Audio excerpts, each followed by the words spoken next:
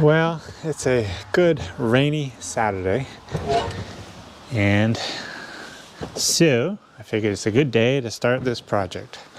I have this wagon that was a hay wagon, and I tore the rack off it because it was pretty well shot, and I'd sawed these 4x8s, I believe it is,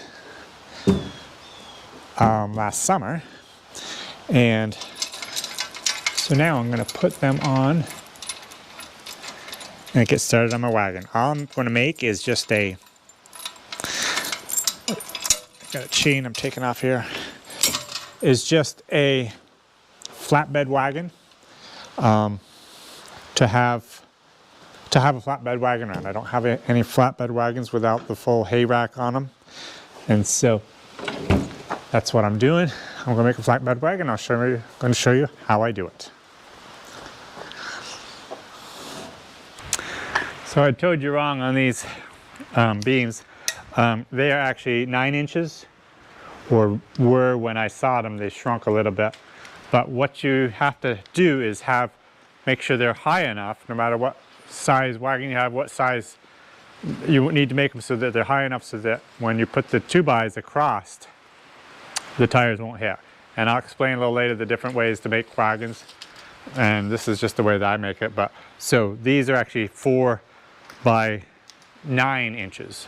What I do is on the front bolster here, I will put a bolt through here and one over here to hold the wagon bed to the wagon frame. At the back, sometimes I'll do some things, sometimes I won't do anything, but a lot of times I'll take a chain like this and just wrap it around them so they stay in place. That's just not a big deal. So I've already started this hole, and I started through the steel part, but because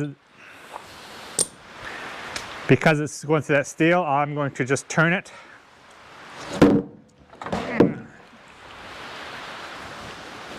and drill through it.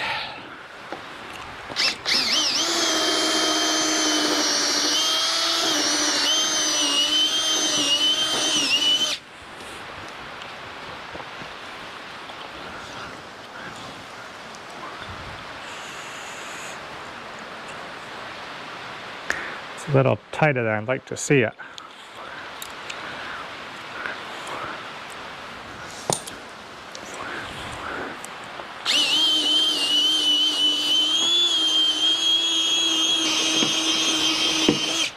Some ways I don't mind it tight. I could pound it in with a hammer, but if I get it in there and realize it's not where I want it to be, it's just hard to get that bolt out of there. So that worked much better.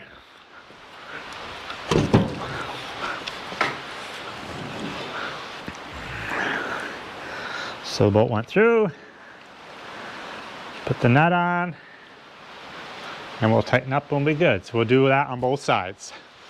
Okay, I got the holes drilled and the bolts all in, so this is all good. I don't think I told you, these are actually tamarack 4x9s that I think work really well on a wagon. They take the weather really well.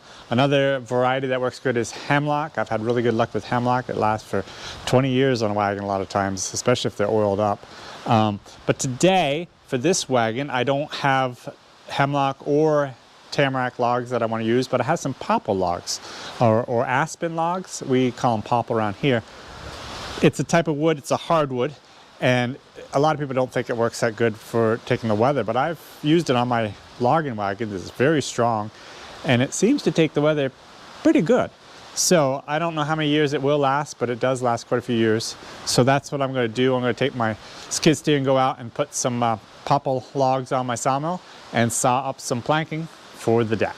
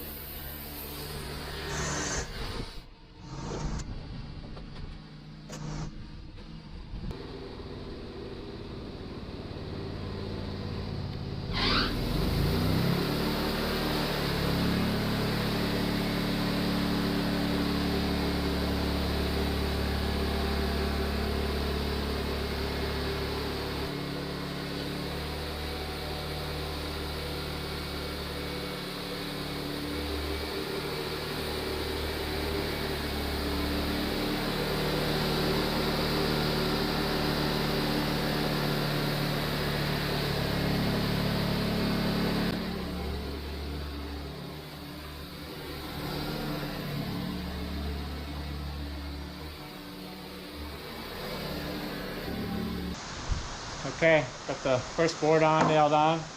Got it all squared up, just right where I want it. We'll get some more of these boards on.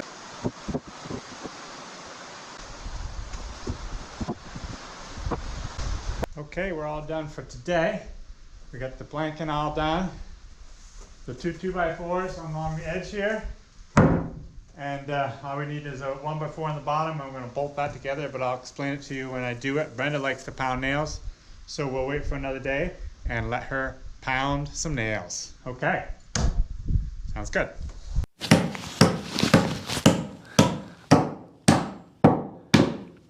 Hello.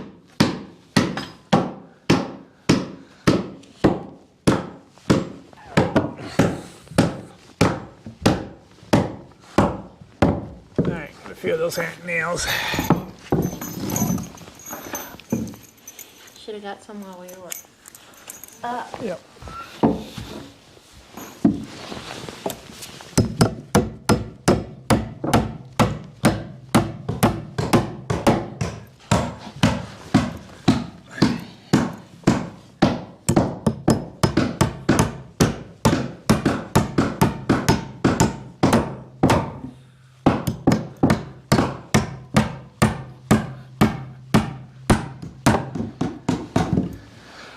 Okay, we're back at it again this morning, and we're pounding nails in the wagon bed.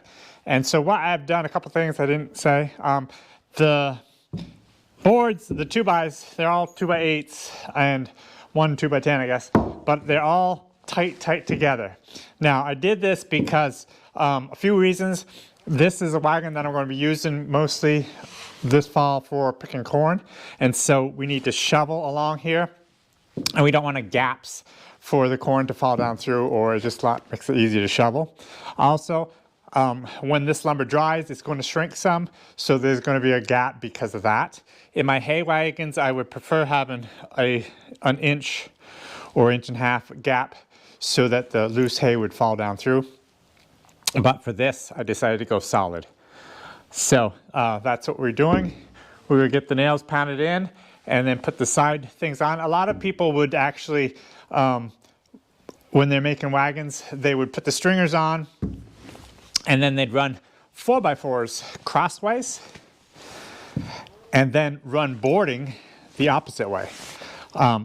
This is, to me, just a lot easier way to do it. It keeps the wagon bed closer to the ground also, and it's just worked good for me, so this is the way I've done it, and I've made a lot of wagons this way. So anyways, we'll keep at it and see what we can get done.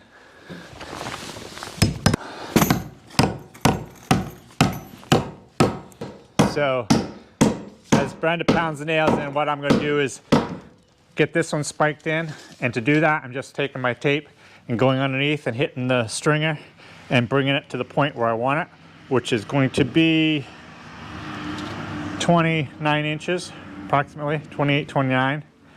And what I'll do is nail here, nail there, and then the extra here, I'll just take my chainsaw and just go right down through and cut it off.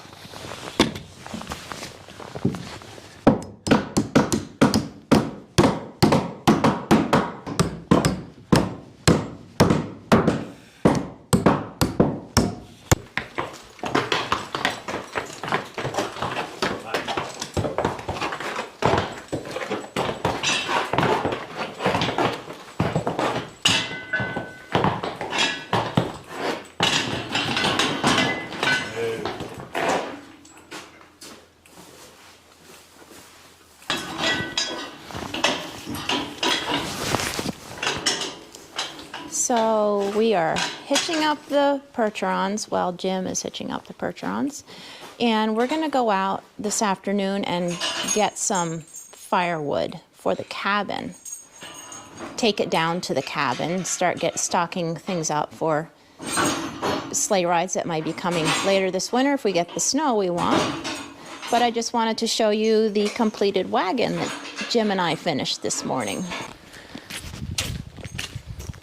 So here is the wagon. It's all completed.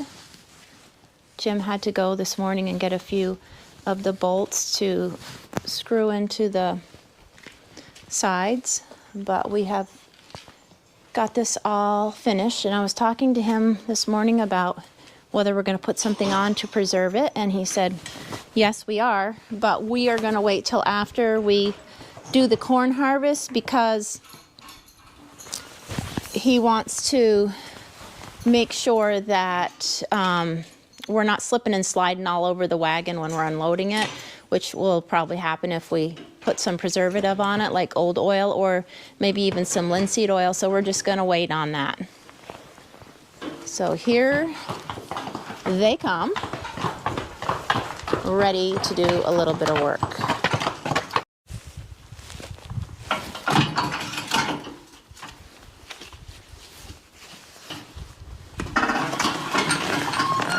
This is one of those sliding wagons that you can make longer, so you get it back up to lock it in place.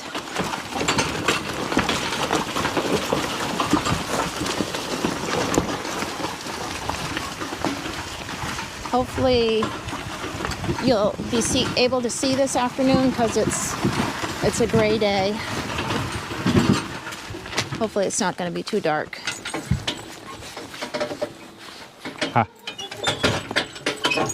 Not bad.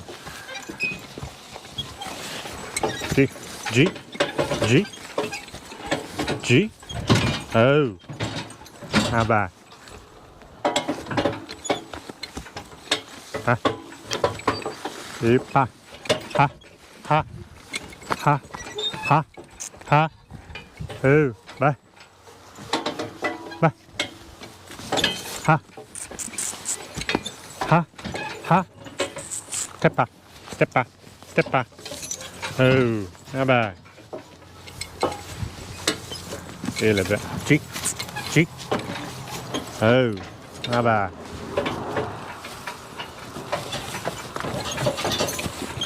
Oh, that's good. Oh.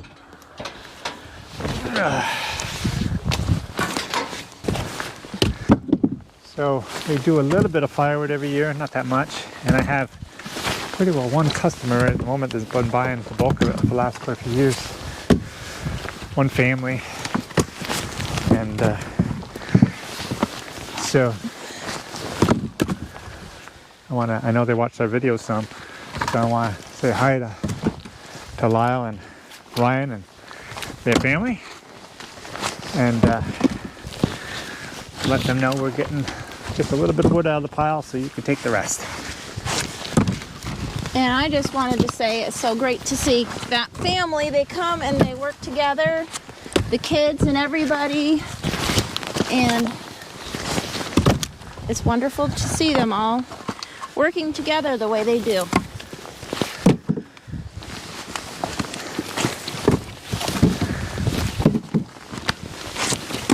I only regret that we didn't get some pictures of them in action. Maybe we still can. They'll be here for a while, yeah, getting the rest of this wood.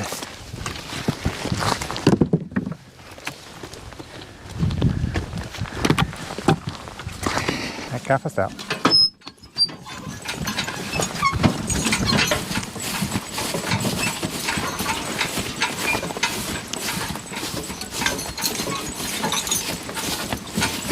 So are you looking forward to the corn harvest? Yeah, should be. Well, it could be any time. Yeah, I guess you did just show that recently, but Yeah. the little pigs, we've been feeding them some corn cobs, just, full cobs, and they do like it. It gives them something to do, I think. They get bored easily, so they like to chew it off the cob. But you will probably grind that up for them, right? And make Probably. feed for them. Probably. Yeah. We've got one more thing we have to do on the wagon before we're ready to pick corn. I need sideboards, so I would just put some temporary, just screw on some temporary boards, probably, I don't know, 2 feet high maybe, just to hold the corn in. We usually borrow a gravity box to do our corn picking, and that works fine, but to unload into the crib, if I had an elevator, that would be a great way to go, but I don't have an elevator, so we'd have to actually shovel quite a lot of it, or basically all of it, in the crib, and the crib is too small to really get in there and turn and shovel very good. So other years I've actually just had a flat wagon like this, and then since you got to shovel all the corn anyways, it's actually easier to shovel the corn off the wagon because you're in a less confined area, and then throw it into the crib that way. And 2 people can do it. Big enough wagon, 1 person on one side and 1 person on the other, and it doesn't take that long. And usually when you're picking corn, it's kind of a cool time of year, like today. It's kind of chilly today, and you don't mind doing the work because it keeps you warm. No, I don't mind that at all. The only thing I don't like is what you said, being in a confined place and always worrying you're going to hit your knuckles on the side or something like that. But the actual work, I enjoy. We're still waiting for our first frost. We haven't had it yet. It's really broken fence there.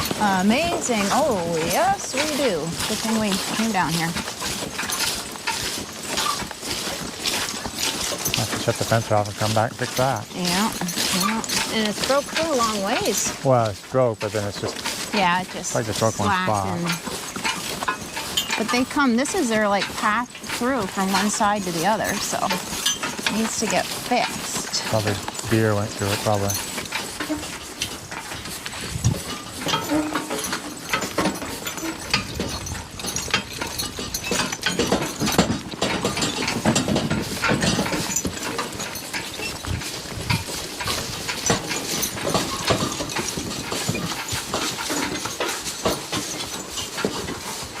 Oh.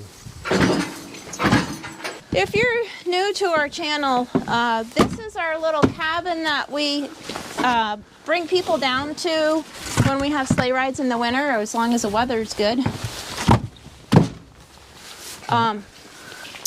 They can come down and stay here for a couple hours. There's a little pond, and they can go skating and hang out in the cabin. Jim brings them down with the horses, and then he picks them up later. So we're hoping for weather to be able to do that this winter. And that's what we're doing right now. We're getting stocked up for the winter months ahead. You want me just to like stack it so you can pick it up?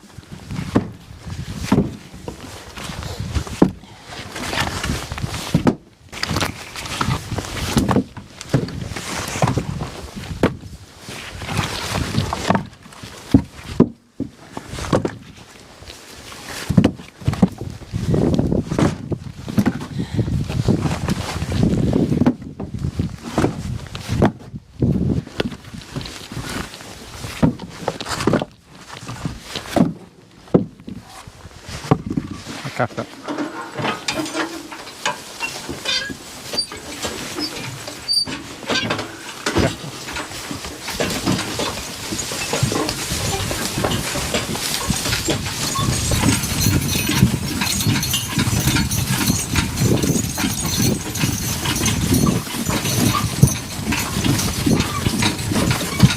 See that cow right there? She's a great cow. I don't know what happened, but last night one of the hunters that hunt up in here called me up and said, "You have a dead cow, dead heifer up here in the field." And so he said he looked it over and he saw no gunshots in it. So this morning I went up after light, and sure enough, it's that cow's calf, and dead in the field. And I buried it. So I don't know what happened, but that's where it goes with farming sometimes. We can only guess as to what might have gone wrong. Right. But now she would have been weaned soon. Soon, yes. Yeah. So, anyways, that's how it works with farming. You got life and you got death, and that's kind of just a sad way to have it happen without us even really knowing what went wrong. But it is what it is. Yeah. Well, we appreciate you coming along with us today on this cool fall afternoon, and we hope you guys have a good day. And if you haven't subscribed to our channel, we'd appreciate it if you did. Then you'll be notified of any upcoming videos, and if you tap the bell, it will give you a notification that we have a new video out. So thanks for coming along.